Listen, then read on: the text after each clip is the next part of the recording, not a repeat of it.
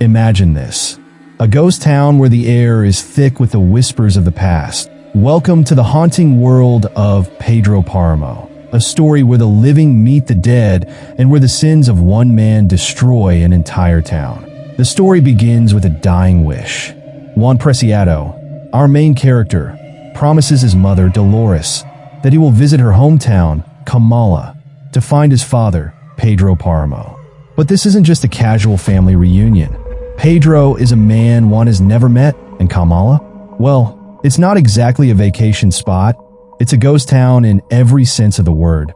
Juan arrives in the scorching heat, carrying nothing but his mother's words and a heavy heart.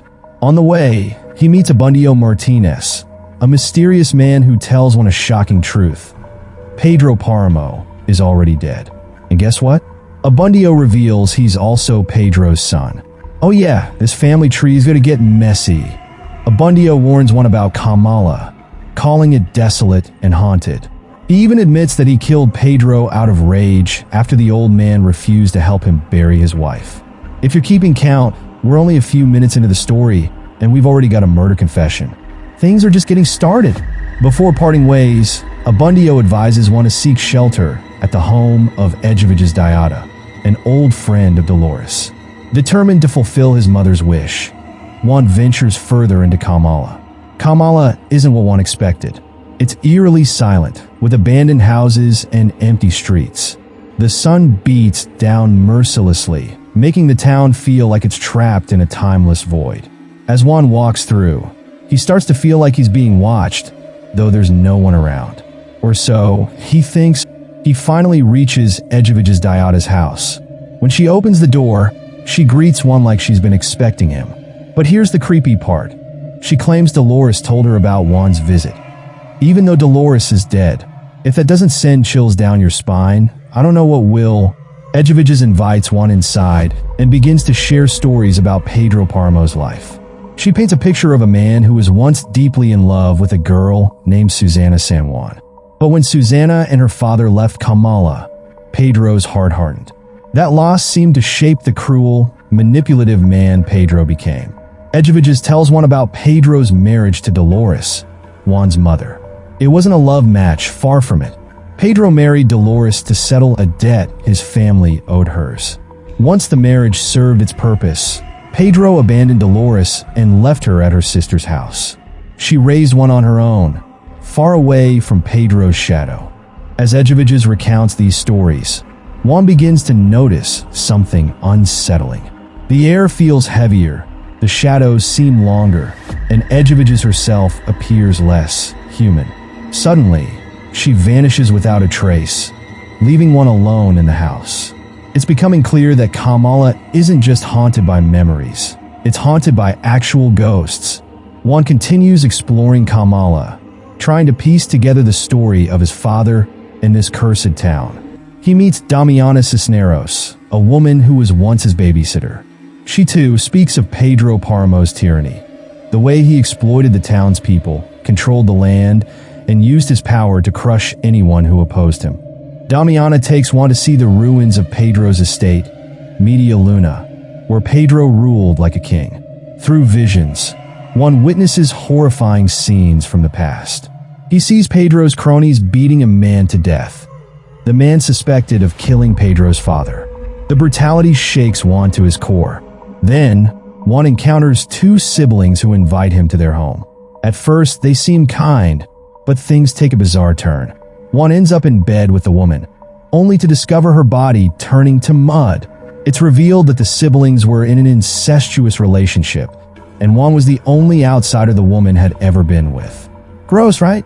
As Juan uncovers more about Pedro's life, the full extent of his cruelty comes to light.